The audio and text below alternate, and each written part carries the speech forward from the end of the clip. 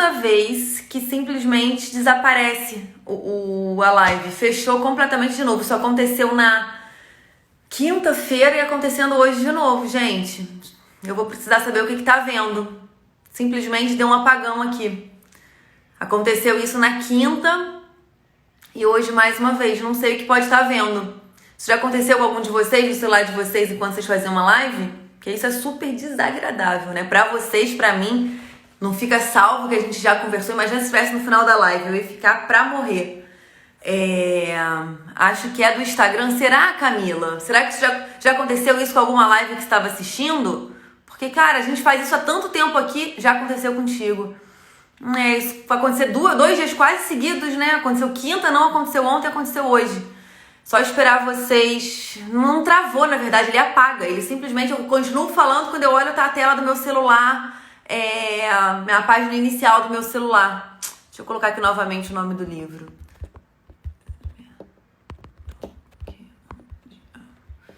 Esperando você. É muito chato, poxa vida. Opa, virei de lado. Tá. Coloquei aqui o título do livro pra gente... Bom, voltar eu. Mais Esperto que o Diabo é o livro que a gente vai conversar hoje, do Napoleão Hill. Oriento que todo mundo depois compre esse livro, pegue pela internet, enfim, leia, porque é um livro que vale muito a pena. E nem que eu me esforçasse muito, a gente ia conseguir esgotar ele aqui. Ah, Mariana, pra mim estava travando antes de apagar nos 2 dias, Clara. Sério, Mariana? Pra mim não travou não, que louco, gente. Realmente, estamos aqui, que bom, isso que importa, vocês aqui. Se começar a travar, vocês me falem. Eu espero que ele não dê esse apagão de novo, porque senão eu vou ficar aborrecida, tá? Nesse livro, gente, ele faz uma entrevista, não sei se vocês chegaram a ver, deixa eu virar aqui. Ele é todo mostrado, apresentado em formas de perguntas e respostas, tá? Que são feitas, né, do autor com o diabo. E aí ele até questiona, ele fala no início o seguinte... vai chegar no final do livro, vocês vão estar com a impressão, será que houve mesmo essa entrevista ou será que isso foi criação da minha mente? Que isso foi uma criação do meu pensamento? Ele fala que isso não importa, se exatamente existiu essa entrevista ou se tudo isso foi criação da mente dele, o que importa são as coisas que estão escritas ao longo das perguntas e respostas, né? Que é isso que a gente deveria aproveitar. E, gente, deixa eu começar aqui vendo algumas perguntas para mostrar para vocês. Então, nessa entrevista, o diabo diz que ele ocupa, olha que loucura, 98% das pessoas do mundo. E que, na verdade, ele está dentro da cabeça de cada uma das pessoas. E aí, durante essas perguntas, né, o Napoleão Hill vai tentando extrair o que faz com que ele domine algumas pessoas, né, algumas mentes, e ele não domine outras. E ele fala que a principal coisa, que ele vai dizendo, né, que ele domina, os truques, né, que ele tem para dominar a nossa mente. Ele fala que o mais importante, o mais astuto desses instrumentos para controle da mente humana é o medo. E aí ele fala, eu planto a semente do medo nas mentes das pessoas e conforme essas sementes germinam e crescem, através do uso contínuo de pensamentos negativos, controlo o espaço que elas ocupam. Ele fala que os 6 medos mais efetivos que nós, seres humanos, temos é o medo da pobreza, é o medo da crítica, é o medo da perda de saúde, da perda do amor, da velhice e da morte. Eu quis trazer a discussão desse livro, porque aqui a gente fala muito sobre isso, né? O medo da crítica quando a gente se expõe na rede social, a gente que tem o medo, e todas as ações do nosso consultório envolvem muito medo, e a gente sempre conversa aqui, né? O que vocês vão fazer com esse medo? Vocês vão deixar o medo paralisar e o medo dominar? Ou você vai vencer esse medo e utilizar isso para pensar um pouco mais, elaborar um pouco mais e agir? Então, eu achei muito interessante trazer a discussão desse livro exatamente porque ele fala muito sobre os medos, né? Ele fala muito que isso, na verdade, é o maior instrumento que ele tem. Porque ele defende aqui que se uma vez que você tem medo, você pensa coisas negativas. E aí é esse o momento que ele aproveita para se alimentar disso, dessa negatividade. Tá travando para você, Camila? Ai, Jesus Cristo, eu vou sair daqui do quarto e vou pra sala. que geralmente na sala não trava. Tudo que eu preciso é que não trave, gente, porque se acabar de novo eu vou ficar muito pé da vida. Deixa eu ir lá pra sala com vocês. Deixa eu ir lá. Deixar meu cantinho aqui de gravações e vamos bora pra sala. Bora pra sala. Esperem só um pouquinho que eu vou voltar com vocês aqui. Sentar no meu sofazinho. Me ajeitar aqui, que eu trouxe meu café. Eu não posso me entornar. Ontem não, quinta-feira, gente. Eu entornei o café no computador todo. Aff, enquanto eu tava dando a reunião do Zoom. Ficou péssimo, mas tudo bem. Vamos lá. Já estou aqui. Vamos ver se agora... Já melhorou? Que bom, mudei de ambiente. Vou ter que colocar um ponto de internet lá naquele quarto, que a gente usa o ponto de internet aqui na sala, porque usa na TV, mas eu vou ter que colocar um ponto de internet lá. Nossa, aqui tá esquisito meu rosto, mas vamos embora. Bom, então, como eu tava falando, né, gente? Vamos voltar aqui ao livro. Então, ele fala da questão do medo, e o medo habita muito a nossa vida, né? Quando a gente fala de consultório, quando a gente fala das decisões que a gente tem que tomar. Ele fala aqui também que o mais importante vamos lá. Tá. E aí ele fala da oposição dele, né? E a oposição dele é a que a gente entende como Deus. E aí ele fala que a oposição, na verdade, é o que controla toda a força positiva do mundo. E aí ele fala como o amor, a fé, a esperança, o otimismo. Então, que ele fica com toda a parte negativa, né, dos pensamentos positivos e as energias negativas, e que o oponente dele, que no caso é Deus, ele fica com a parte positiva do mundo, né? E aí ele diz também, olha, eu tô pegando aqui as partes que eu grifei pra vocês, tá? Sinceramente, qual é essa sabotação que o Instagram ou a Vivo ou quem quer que seja está tendo nossa live do livro, porque pra mim deu uma travadinha aqui, tá? Espero que esteja funcionando pra vocês. Ele defende também ao longo do livro que a coisa mais... o que mais faz, né, com que ele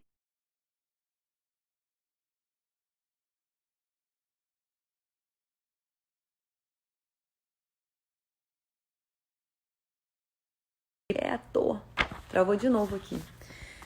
Tá travando pra caramba, Mariana, mas eu já não sei mais o que fazer. Porque agora eu já tô num lugar que teoricamente é o lugar que pega bem. Então eu não sei mesmo. Não sei o que faço. Se vocês estiverem travando demais, a gente interrompe a live. Não sei. Tô sem saber mesmo. Bom dia, Giza. Bom dia. Vamos tentar mais um pouquinho, gente. Se vocês verem que tá impraticável, a gente interrompe a live. Que absurdo, a gente faz todo dia, cara. E aí, um dia ele resolve travar, o outro não. Enfim, vamos pensar positivamente, porque pensar mal, positivo é fácil quando tá tudo bem, né? Quando tá ruim, a gente tem que pensar positivo também. Então a live vai fluir, vai dar tudo certo, é isso aí. Vamos acreditar. Ele fala a questão da alienação como uma coisa muito importante, tá travando menos. Ah, que bom, gente. Se não faz pelo Face. Nunca fiz pelo Face, menina. Sabe o que eu vou começar a fazer? Eu vou fazer pelo Instagram e ao mesmo tempo eu vou fazer pelo YouTube, sabia? Porque aí se tiver ruim em um, vocês pulam pro outro e fica os dois. Eu faço do computador pro YouTube e do celular pelo Instagram. Boa sacada, Marina. Vou começar a fazer isso real, tá? Decidido. Porque eu não vou ficar mais na mão desse Instagram travando na nossa cara, não. Vou continuar. Então, ele vai citando que a alienação é uma das coisas que ele utiliza para dominar a nossa mente com coisas negativas. E ele fala que a gente vai entrando em modos automáticos. Então, se eu já consigo pelo YouTube, eu consigo se for pelo computador, Marina. Eu só consigo fazer pelo celular e pelo iPad se tiver 1000 inscritos. E a gente tá na metade ainda, a gente só tem 500. Por isso que eu fico, gente, vai lá, se inscreve no YouTube, chama a galera pra se inscrever. Porque eu consigo fazer live pelo celular pro YouTube. Aí melhora a minha vida muito. Falando de alienação, né? Ele vai dizendo que a gente se aliena por vários motivos. Que a gente se aliena pelos medos, que a gente se aliena porque a gente vai pela opinião e pela ideia dos outros. E ele fala algumas coisas chega a ser bizarro. Que ele defende que as escolas e os próprios pais, muitas vezes, eles servem como escolas, pais e a religião. Ele fala que muitas vezes servem como alienadores. Porque ele fala, o colégio ele não é feito para a criança pensar. Ele é feito para a criança decorar algumas informações, algumas coisas e exercitar a memória. Mas não é feito para a criança aprender a pensar por meios próprios. Aí ele fala que os pais, muitas vezes, também alienam. Ele vai defendendo isso e aí vai rolando uma coisa que o próprio diabo vai dizendo: olha, você não pode divulgar essa entrevista, porque senão você vai ser crucificado, porque você está falando de instituições que são muito sérias, né? Que é a família, a religião, e ele fala de escola. Mas aí ele vai enfim, e faz muito sentido as coisas que ele vai falando, o que é mais interessante, que vai sendo abordado, né? Por exemplo, ele diz que a igreja, muitas vezes, faz com que você viva de medo. Você tome as atitudes por medo de ser condenado, de você ser punido. E que o medo é a base de toda a insegurança e dos pensamentos negativos. Então ele fala que, no fundo, acaba que a igreja, quando faz com que a gente tenha medo, ela faz com que você pense um pouco positivo, um pouco negativo, né? Você gire esse pensamento para a coisa negativa da coisa. Vamos lá. Deixa eu pegar mais coisinhas aqui.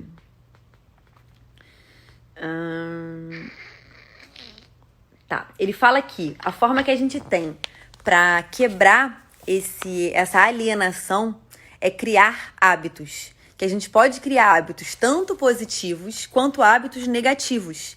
Então, quando a gente cria um hábito bom, a gente está indo contra essa alienação, tá?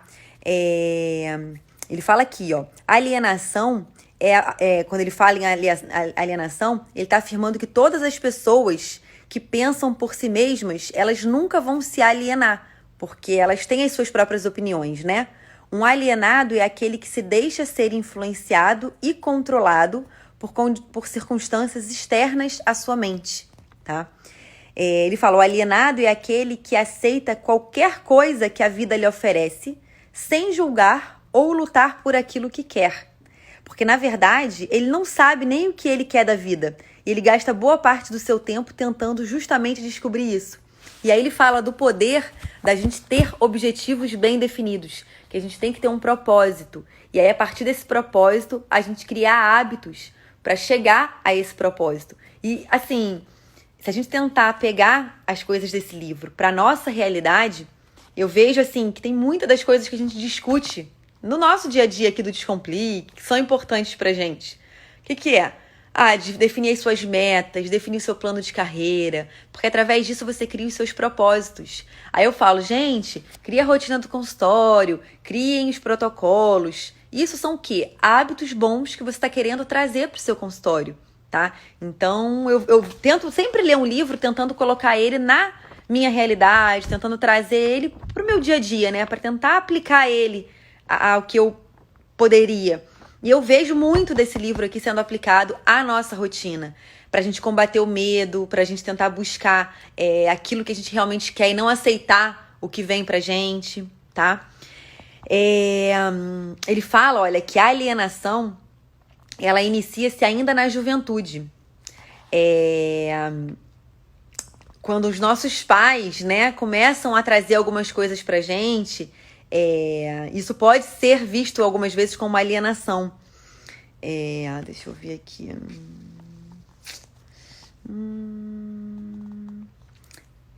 Ele fala, olha, que eu entro na mente das pessoas através de pensamentos que eles acreditam serem seus. E os mais úteis são para ele o medo, como a gente já falou, superstição, avareza, ganância, luxúria, vingança, raiva, vaidade, preguiça, que todos esses são mecanismos que ele encontra para entrar mesmo no nosso pensamento, que é onde ele defende que ele vive, tá? Vamos ver aqui mais o que. Tá.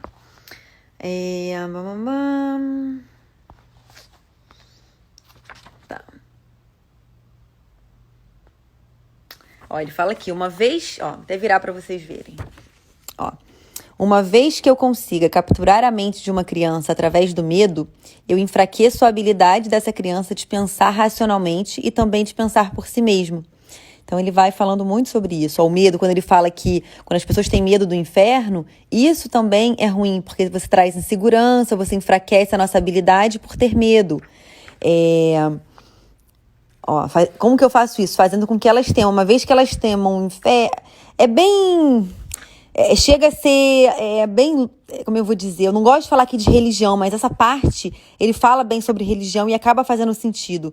Então, não quero que vocês entendam que isso seja a minha opinião, não, tá? Isso é só a opinião do livro, eu não quero entrar em questões religiosas com vocês. Mas ele fala, olha, faça com que os pais ensinem as suas crianças a acreditarem neles, em todos os assuntos importantes com que eles lidam em suas vidas. Só que nem sempre o pensamento dos pais é o pensamento correto, né? Nossos pais, hoje em dia a gente tem, eu acho que todos vocês, eu pelo menos tenho, eu vejo muitas coisas que os meus pais têm muita razão e estão no caminho muito certo, e tem coisas que a gente quer fazer diferente. Só que no momento que a gente leva a vida dos nossos pais como a única verdade, a gente para de pensar um pouco por nós mesmos, né? Então ele vai defendendo isso.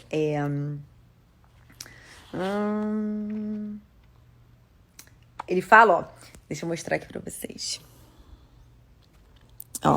Me parece que você faz qualquer coisa para que as pessoas não pensem. Aí ele fala, sim, pensamento disciplinado e organizado significa morte para mim. Eu não consigo existir nas mentes daqueles que pensam de forma apurada. Não me importa o que as pessoas pensem, desde que elas pensem com foco no medo, no desencorajamento, no desespero, na destruição. Quando elas começam a pensar de forma construtiva em termos de fé, coragem, esperança e com propósitos definidos, elas imediatamente se tornam aliadas da minha oposição e, consequentemente, eu as perco. E a oposição, no caso, é Deus, né? Que ele fala desde o início. Então, gente, é basicamente assim, essa linguagem que o livro vai levando, sabe? Qual a relação, se há alguma, entre a oposição, os lares, as escolas e a igreja, tá vendo? Qual sua resposta a essa questão? Aí ele fala, faça com que tudo o que é feito pelos pais, professores e pelos instrutores religiosos pareça ter sido feito pela minha oposição, que seria Deus. Olha que loucura. Fomento a chama do medo de tal forma que o poder de pensar de forma apurada da criança fique comprometido, tá? Nas escolas, os professores aprofundam a minha causa, mantendo as crianças tão ocupadas, decorando informações não essenciais em suas mentes, que elas não têm a oportunidade de pensar ordenadamente ou de analisar corretamente as coisas que lhes são ensinadas. Muito legal, né? Ele fala uma parte aqui, eu vou ver se eu acho, que ele fala das modificações. Ele fala também de casamento. Ele fala, olha, pessoas casadas discutem, brigam sobre assuntos financeiros. Eu faço com que elas brigam e se desentendam da forma de educar os filhos. E aí mantém tão ocupado procurando falha um no outro que eles nunca têm tempo suficiente para fazer qualquer coisa que pudesse quebrar esse hábito que é a alienação. Gente, é um livro bem denso, assim, de informação. Eu não sei se vocês estão conseguindo entender basicamente como que funciona o livro, eu lendo só esses trechos. Mas eu posso garantir que é um livro muito bacana, tá? Porque, deixa eu procurar aqui a parte do colégio, que eu acho que seria bem legal. Olha, isso daqui é legal. Não é o do colégio, mas vamos lá. Nessa parte ele fala a descrição para ele do que é alguém alienado. Então eu vou virar e vamos ler junto, porque é o que a gente tem que buscar não ser, né, gente? Então vamos lá, olha só. Vá em frente, descreva o típico alienado, dê a sua descrição ponto a ponto, né? E aí ele fala, a primeira coisa que você notará em um alienado é a sua total falta de propósito sobre a vida. A sua falta de autoconfiança será evidente. Ele nunca conquistará nada através do pensamento e do esforço. Gasta tudo o que ganha e gasta ainda mais se consegue crédito. Fica doente ou debilitado por alguma causa real ou imaginária e clamará aos céus ao sofrer a menor dor física. Terá pouca ou nenhuma imaginação. Não terá entusiasmo nem iniciativa. Ele terá um temperamento explosivo e falta total de controle sobre suas emoções. Sua personalidade será sem magnetismo e não atrairá nenhuma pessoa à sua volta. Ele terá muitas opiniões sobre muitas coisas, mas nenhum tipo de conhecimento apurado sobre nada. Ele normalmente diz saber de tudo, mas não é bom em nada. Ele se negará a cooperar com aqueles que estão à sua volta. Ele cometerá os mesmos erros várias e várias vezes, nunca tirando proveito de fracasso. Ele terá uma mente limitada e intolerante em todos os aspectos, sempre pronto a crucificar todos aqueles que estiverem em desacordo com ele. Ele esperará tudo dos outros, mas estará disposto a dar pouco ou nada em troca. Ele começa várias coisas, mas não termina nada. Ele será taxativo na condenação do governo, ele nunca tomará decisão sobre nada, comerá muito se exercitará pouco, beberá bebida alcoólica se alguém pagar para ele, apostará muito, criticará outros que estiverem sendo bem-sucedidos em suas carreiras. Em poucas palavras, o alienado trabalhará duro para não pensar, enquanto outros trabalharão para ter uma boa vida. Contará uma mentira antes de admitir sua ignorância em qualquer assunto. Ele trabalhará para outros, ele os criticará pelas suas costas e os elogiará pela sua frente. Então, aqui ele descrevendo o que é um alienado para ele, tá? Que seria as coisas que a gente deveria buscar não ser, né? Deixa eu procurar aqui. E aí ele fala sobre um não alienado, as características de um não alienado, ó. Aqui. O primeiro sinal de um não alienado é esse. Ele está sempre engajado em fazer algo definido, através de algum plano muito bem organizado e detalhado, o qual também é definido. Ele tem um objetivo maior na vida, no qual ele está sempre trabalhando, e muitos outros menores objetivos, todos os quais o levam ao esquema estratégico e central. O tom da sua voz, a rapidez do seu passo, o brilho dos seus olhos, a rapidez das suas decisões claramente marcam-no como uma pessoa que sabe exatamente o que quer e está determinada a consegui-lo. Se você fizer questionamentos a ele, ele dará respostas diretas e nunca cairá em contradições, nem em evasões ou subterfúgios. Ele fará muitos favores a outros, mas quase não aceita favores em troca. Ele será achado de frente no campo de batalha. Se ele não souber as respostas, ele dirá francamente que não sabe. Ele possui uma ótima memória. Ele nunca oferece um álibi para suas deficiências. Ele nunca culpa os outros por seus erros. Ele costuma ser conhecido como um guerreiro. Você vai encontrar essa pessoa administrando o maior negócio da cidade. Ele é uma inspiração para outras pessoas que entram em contato com a mente dele. Ele possui uma mente totalmente sua e usa para alcançar todos os seus objetivos. Então, ele vai dando a diferença, né? Primeiro ele fala das pessoas que são alienadas, das características. E eu vi aqui a Renata falando que essa é a descrição da geração dos jovens atuais, da geração mimimi. Renata, a gente tá aí para desafiar isso, né? Para tentar... Eu não tenho filhos ainda, mas a criar filhos e a construir, né, uma família e manter a nossa mente não alienada, né? Diante de uma realidade aí que foi o que você falou, tá brabo. Eu quero pegar a parte do colégio para vocês, gente, porque quem tem filhos vai gostar, com certeza. Peraí. Deixa eu pegar aqui rapidinho. Enquanto isso, vocês podem conversar, gente. Vocês podem mandar o que vocês estão achando. Coloquei na minha lista de leitura. Vale a pena real, tá? É bem bacana. E apesar de ter uma leitura densa, você lê ele fácil, assim. Você lê ele rápido. Porque, como é nesse esquema de pergunta e resposta, vai ficando muito rápida a leitura, tá? Deixa eu pegar uma outra parte aqui. A proteção contra a alienação encontra-se facilmente dentro de cada ser humano que possui um corpo normal e uma mente afiada. Pense por si mesmo em todas as ocasiões. Decida definitivamente o que você quer da sua vida. Crie um plano de ação para alcançá-lo e esteja disposto a sacrificar tudo mais, se necessário, antes de aceitar uma derrota permanente. Ele fala, muito importante, dos fracassos. Ele fala que a gente tem que analisar tudo como uma derrota temporária, não importando de qual natureza ou causa, e extraia dessa derrota a semente de uma vantagem equivalente. Esteja disposto a prestar um serviço útil equivalente ao valor de todas as coisas materiais que você demanda da vida. E não esqueça que você deve prestar o serviço primeiro, aparecendo no meu pé aqui, para depois receber o valor equivalente. Tá? Reconhecer que o nosso grande ativo é o tempo. É a única coisa que pode ser transformada em coisas materiais, que sejam do nosso desejo. Organize seu tempo de tal forma que nada dele seja desperdiçado. Outra coisa,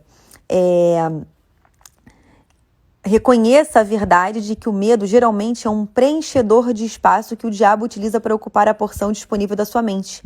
Ele é somente um estado de espírito que você pode controlar, preenchendo o mesmo espaço que ele ocuparia com a fé inabalável na sua capacidade de fazer a vida fornecer o que você quer o que você quer dela, né? Aí ele fala, quando rezar, não implore, peça o que você quer e insista exatamente nisso, sem substitutos, tá? Deixa eu ver o que vocês estão falando aqui. Camilinha dizendo que é muito bom. A Gabriela tá sendo ótimo, claro. Eu comprei esse livro por sua recomendação. Ah, que legal, Gabi, que bom. Ele é muito bom mesmo. Tá na fila da leitura?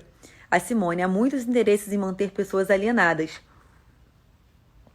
É mais fácil de manipular. Exatamente, Simone, exatamente. E é isso que ele vai falando aqui no livro. Então, que a gente tem que buscar realmente... E aí, como que o básico para fugir dessa alienação é ter as nossas próprias metas. Então, quando eu falo com vocês assim, tentando trazer para a realidade nossa, né? A Marina, eu já me inspirei várias vezes e comecei o Monge Executivo semana passada, termino hoje. Ah, que legal, Marina. Ele é muito bom também, né? Que legal. Que bom que eu tô conseguindo indicar livros para vocês que vocês estão gostando e estão lendo e vendo que realmente são legais. Que bom, fico feliz. Quando eu falo com vocês, gente, não adianta seguir o que o colega que tem a mesma especialidade faz. Isso é uma forma de alienação. Quando a gente pega a rota que um amigo tá seguindo, que um amigo tá trilhando. A gente não pode querer o que o outro quer para a vida dele. Porque, na verdade, a gente tem vezes que nem sabe o que o outro quer. A gente só tá seguindo os mesmos passos. E esses passos vão levar a nossa carreira, a nossa vida, para a direção que aquele colega decidiu que é importante para ele. Então, eu sempre falo no curso, a Marina é aluna, ela sabe. Primeiro módulo do curso.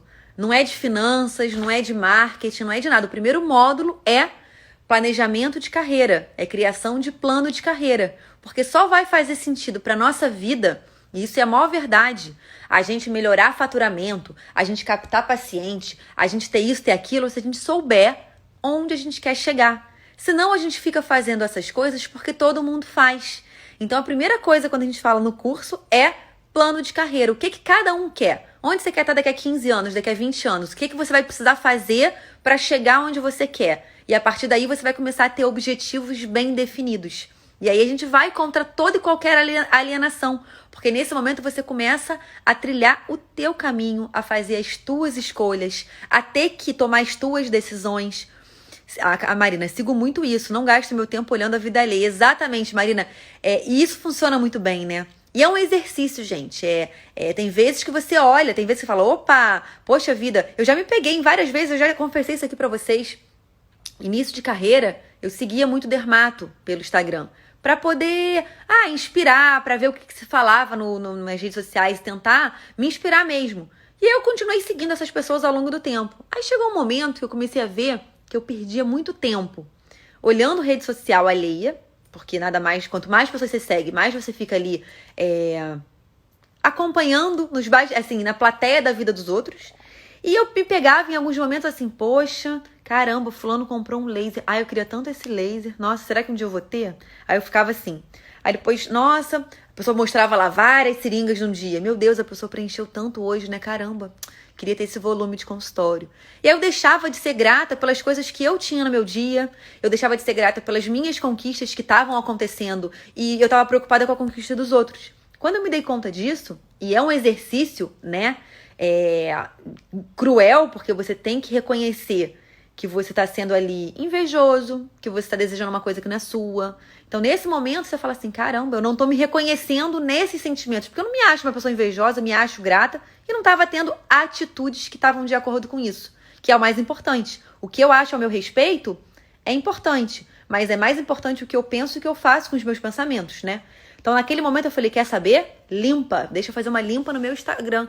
E eu saí tirando várias pessoas que eu pensava, ó, me acrescenta em alguma coisa? Me inspira positivamente? Não, então tá fora. E foi assim o meu critério. A Camilinha tá dizendo que fez uma limpa no Instagram outro dia. É exatamente isso, Camilinha. A Karina, sabe o que é engraçado? Que eu nunca fiz isso de seguir colegas vasculares. Nunca me senti inspirada pela maioria deles. 1 ou 2, talvez. Isso é bom, Karina. Isso é bom, porque se você não seguiu, você não foi dominada por esses sentimentos ruins que em algum momento a gente é. A Tainá falando, isso é verdade. Temos que nos comparar com nós mesmos. Exato. A Luciana, melhor conselho do dia. Nossa, ontem estava pensando exatamente sobre isso. Gente, olha só. Eu sei que algumas vezes eu vou falar coisas aqui pra vocês que eu falo assim, no calor da emoção, De repente, se eu fosse pensar racionalmente, assim, programar o que eu fosse falar, eu não ia programar falar isso, porque a gente acaba falando de coisas de fragilidades mesmo, né? Mas eu acho que, de repente, é nessa fragilidade que a gente mais vai fazer reconhecimento. É nessa fragilidade que você vai falar assim, caramba, isso acontece comigo também. E acontece, gente. A gente busca, claro, eu sei onde eu quero chegar, eu sei os meus planos, mas a gente é humano. Em alguns momentos a gente fraqueja, e é aquele momento que você fala, se compara com o outro, que você quer, de repente, ter os resultados que o outro tem, só que você não sabe o ponto de partida do outro. Quando eu me dei conta disso, eu falei, caramba, a gente tem que se comparar com nós mesmos mesmo. Como que você estava ano passado?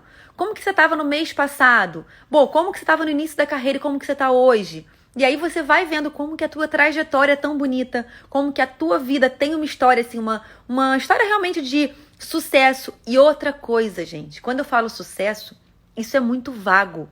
É o termo, assim, a qualidade mais vaga que tem. Porque o que é sucesso pra mim pode ser completamente diferente pra Isabela, pra Luciana, pra Marina, pra Regina, pra todo mundo que tá aqui. Então a gente tem que buscar trilhar o nosso sucesso, que pode ser um sucesso pessoal, uma conquista pessoal, um sucesso familiar. E isso vai fazer a gente se sentir a pessoa mais retentora do sucesso do mundo. E por isso que todo mundo pode ter sucesso, porque cada um tem um conceito de sucesso. A gente não está disputando o mesmo palco, cada um tem o seu próprio palco e a gente vai trilhar a nossa vida, buscar as nossas coisas para chegar nesse palco, né? Tem espaço para todos os bons profissionais, exato, Regina, exato. Deixa eu procurar aqui a parte do colégio, gente, porque eu sei que... achei. Olha só. Que eu sei que tem pessoinhas aqui que vão gostar. Marina, por exemplo, que é mãezinha, que é uma mãe super dedicada. Eu sei que tem gente aqui que é pai e mãe. Ele fala que eu vou virar a tela para vocês, tá? Olha só. Ele fala aqui, descreva as mudanças necessárias na ordem que elas vêm para você, tá? Aí ele fala, você me faz cometer um ato de traição contra mim mesmo, mas aqui está. Reverta o presente sistema, dando às crianças o privilégio de liderar nos seus trabalhos escolares, em vez de seguir regras ortodoxas estabelecidas somente para compartilhar conhecimento abstrato. Deixe os instrutores servirem como estudantes e deixe os estudantes servirem como instrutores. Tanto quanto possível, organize todos os trabalhos das escolas em métodos definidos através dos quais os estudantes possam aprender fazendo e direcione o trabalho da classe de tal forma que todo estudante esteja engajado em alguma forma de trabalho prático, conectado com os problemas diários da vida, tá? As ideias são só o começo de todas as realizações humanas. Ensine todos os estudantes como reconhecer ideias práticas. Ensine os estudantes como fazer para administrar efetivamente o tempo. E, sobretudo, ensine a verdade de que o tempo é o ativo mais valioso disponível para todos os seres humanos e também o mais barato, né? Ensine às crianças o que comer, o quanto comer e qual a relação existente entre uma boa alimentação e um corpo saudável. Ensine às crianças a verdadeira natureza e a função das emoções e da emoção do sexo. Ensine às crianças a importância de serem definitivas em todas as coisas, começando com a escolha de um grande propósito definido. Ensine às crianças o princípio do hábito. Ensine às crianças como os hábitos tornam-se permanentes através do ritmo hipnótico e as influências a adotar. Ele fala muito nesse livro também desse termo, ritmo hipnótico. Ele fala que é uma lei, assim como a lei da gravidade, que basicamente é a questão do hábito de fazer coisas positivas ou de fazer coisas negativas, tá? Resumindo bem rapidamente. Ensine às crianças a diferença entre derrota temporária e fracasso. Ensine a elas como procurar, e ele fala muito disso, a procurar uma semente de vantagem equivalente depois de toda derrota. Ele fala que toda derrota traz isso, uma semente que tem uma vantagem equivalente a essa derrota, que a gente tem que buscar isso sempre. Ensine às crianças a importância de expressarem seus próprios pensamentos sem medo. Ensine a elas a aceitar ou a rejeitar, por sua própria vontade, todas as ideias dos outros, para que elas possam pensar por si próprios, né, por si mesmos. Então ele vai falando mais coisas aqui também sobre o colégio, tá? Sobre o que poderia existir de diferente no colégio. Tomar decisão, valor de ter um autocontrole, lei de retorno. Ele fala várias coisas bem bacanas, realmente, que eu acho que papais e mamães vão curtir, tá? E aí, ao longo do livro, gente, tem muita coisa, muita informação. Eu acho que realmente quem gostou tem que parar para ler, porque é conteúdo demais. Só vou resumir aqui, basicamente, 7 coisas que ele fala sobre Peraí, que eu esqueci aqui o termo. Que ele fala tanto e eu esqueci o termo. Para combater esse... Ai, gente, Perdoem aí a memória da pessoa aqui que tá ruim, tá? Esse ritmo hipnótico, gente, é um termo tão diferente que eu esqueci. Ele fala muito desse livro, desse ritmo hipnótico, que seria aquela coisa. Quanto mais você pensa bem, mais pensa coisas positivas, mais você vive coisas positivas. Ele fala que isso funciona como um ritmo hipnótico. E que só 2% das pessoas estão nessa coisa hipnótica do bem. Que 98% está aí nesse ritmo hipnótico negativo. Ele fala de 7 coisas que a gente pode fazer para combater esse ritmo hipnótico negativamente falando. Que seria ter o propósito definido, seria dominar a si mesmo, aprender com as adversidades, controlar as influências do ambiente, dominar o nosso tempo, organizar o nosso tempo. Ele fala em viver em harmonia e em ter cautela, que seriam as 7 coisas que a gente poderia controlar mesmo, contornar esse ritmo hipnótico. Sabe uma outra coisa? Eu vou falar só mais um tantinho de coisa no final que ele falou aqui. Olha só. Deixa eu pegar aqui para vocês. Que isso é tão, tão, tão legal. Que a gente vê também isso em outros livros. Olha só. Peraí. Tá. Olha só. Quando ele diz que... Peraí. Tá. Deixa eu virar para vocês, tá? Olha só. Ele tá falando aqui dessa parte das adversidades, do fracasso, tá? Bem no finzinho já do livro. Eu numerei, tá vendo as perguntas? Coisas de pessoas com toque, tá? Eu sou essa pessoa. Sou a pessoa que coloca o número das perguntas, mas tudo bem. Ele fala aqui da parte de pessoas que a gente se relaciona, né? Aí deixa eu achar qual era a pergunta em especial que eu tinha pegado para vocês.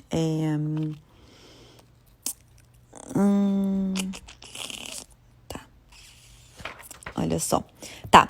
A questão de associados, né? Da gente escolher as pessoas que se relacionam com a gente. Qual a forma mais vantajosa de utilizar a cautela? Né? Que seria a 7ª coisa. Ele fala: na seleção dos associados e nos métodos de relacionar-se com estes. A razão para isso é óbvia. Os associados, eles constituem a parte mais importante do ambiente de uma pessoa. E as influências do ambiente determinam se a pessoa forma o hábito de alienar-se ou se ela se torna um não alienado. A pessoa que exercita a cautela na escolha dos seus associados nunca se permite estar intimamente associada com qualquer pessoa que não traga para ela, através dessa associação, alguma forma definida de benefício mental, espiritual ou econômico. Tá? Aí ele fala, esse método de escolher não é egoísta, né? Aí ele fala, é um método sensível e que leva para a autodeterminação. É o desejo de qualquer pessoa normal encontrar sucesso material e felicidade. E nada contribui mais para o sucesso e para a felicidade de uma pessoa do que a escolha cuidadosa dos seus associados. A cautela na seleção dos associados torna-se, por isso, a missão de toda pessoa que queira tornar-se feliz e bem-sucedida. O alienado, olha que coisa forte, permite que seus associados mais próximos liguem-se a ele considerando os seus próprios termos. O não alienado, ele cuidadosamente escolhe os seus associados e ele não permite que ninguém se torne intimamente associado a ele sem que contribua com alguma forma de influência útil ou benéfica, tá? Então, achei isso bem bacana porque ele fala que isso é em tudo, tá? Em relacionamento pessoal, aqui ele faz um resumo do livro. Olha que interessante, gente, esse livro, ele foi publicado 73 anos depois que ele foi escrito. Napoleão Hill escreveu esse livro e só depois da sua morte que o livro foi, de fato, encontrado e publicado. Bem interessante, né? Bom, deixa eu virar para mim. Acho que esse livro fala muito das coisas que eu acredito, muitas das coisas que a gente conversa aqui, por isso que eu quis trazê-lo. Sei que ficou meio bagunçadinho, que a gente estava no quarto, veio pra sala, travou, fiquei mostrando o livro, mas eu acho que o mais importante, que eu falo com vocês, é a mensagem que a gente quer passar. E eu espero que tenha conseguido passar uma boa mensagem para vocês, uma coisa mais inspiradora. Então, o que fica, assim, desse livro, né? O que fica pra mim? Não nos deixemos alienar. A melhor forma que a gente pode fazer isso é tendo os nossos planos bem definidos, tendo as nossas rotas bem seguras. A gente precisa tomar as nossas decisões por nós mesmos. E isso se aplica, gente. Tão importante escolher bem quem está do nosso lado. Exato, Marina, a gente já falou tanto sobre isso, né? Aquela questão da mesa, que a gente tem que estar na mesa, que tem a ver com a gente, de pessoas que estão alinhadas com o que a gente quer. Mostrar a capa? Mostro sim. Olha só. Mais esperto que o diabo. Foi o que eu falei com vocês. Não é um título que eu, olhando na livraria, que eu compraria, tá? Não é um livro que ia chamar a minha atenção. Porque eu ia achar meio esquisito. Mas eu vi uma pessoa bem influente, assim, falando bem do livro, fazendo um resumo dele há uns 2 anos atrás. E eu achei que seria interessante, daí acabei comprando, enfim, valeu a pena. Dessas coisas que a gente falou, né? O medo, pensar por nós mesmos, decidir a nossa carreira.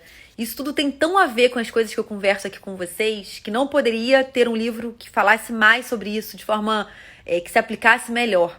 Então, assim, deixem o medo de lado nas ações de vocês, do consultório. Decidam por vocês mesmos se vocês querem, por exemplo, ter um convênio ou não ter convênio. Tá? Isso me fez pensar muito nessa questão de convênio, o medo, né? A insegurança. Todo mundo pega, então deve ser melhor pegar convênio. Quem tá começando a carreira, pense por si mesmo, sabe? Pode ser que para você seja o melhor mesmo, mas não é porque é melhor para o outro que é melhor para você. Então, avalie isso.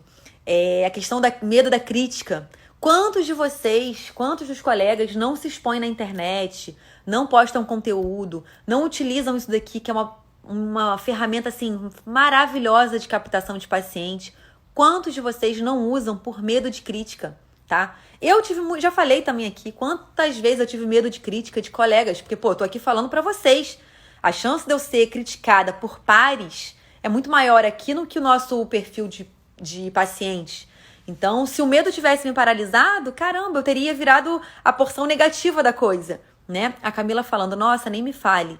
Decidi largar os convênios e várias pessoas me criticaram, inclusive a família. E é isso mesmo, Camila. Muitas vezes, inclusive, as pessoas vão criticar por amor a você, por quererem o teu bem. E as pessoas, infelizmente, elas acham que elas sabem o que é o melhor para você.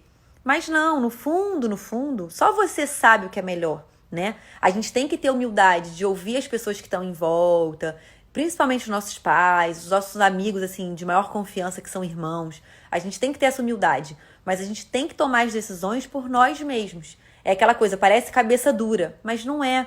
Quem vai viver as consequências das suas escolhas é você. Tanto se as escolhas tiverem consequências boas, quanto ruins. Então não delegue isso para ninguém, não responsabilize ninguém pelas suas decisões. Isso tem que ser uma coisa nossa, né? Volto a falar. Sem arrogância, sem ignorância, né? É muito diferente a gente ter controle sobre as nossas decisões e ser um ignorante que não ouve ninguém. A gente tem que ouvir. Os nossos pais são pessoas muito mais vividas, que têm muito mais experiência, muito mais sabedoria do que a gente. Então a gente tem que ouvi-los. Mas o que eles tiveram como planejamento de carreira, como metas, podem não ser o que a gente tenha. Eu vejo isso muito, gente, em colegas que têm familiares médicos. Eu já falei isso com vocês. O Cláudio, a gente não tem familiar médico. Então, no fundo, é mais difícil algumas coisas e são mais fáceis outras coisas. Por quê? O difícil é, começar do zero, não saber nada de parte de consultório, de vida do médico, do que você quer ou não. Quando você tem um familiar médico, você já se inspira naquilo do seguinte, não quero trabalhar tanto porque eu não quero chegar na idade que fulano, meu pai tem, ou que minha mãe tem, e tá trabalhando com plantão ainda, ou enfim. Só que você então assim, o difícil para você não ter familiar médico é não ter essa noção. Mas o difícil para quem tem familiar médico é exatamente a mesma noção. Eu tenho colegas que têm familiares médicos, eu tenho pessoas, assim, próximas que têm, e que é muito difícil sair daquele guarda-chuva, vamos dizer assim, que aquela família já criou naquele assunto, naquele segmento. Então, porque o seu pai fez determinada coisa, é muito difícil você falar com ele que não é o que você quer uma coisa diferente.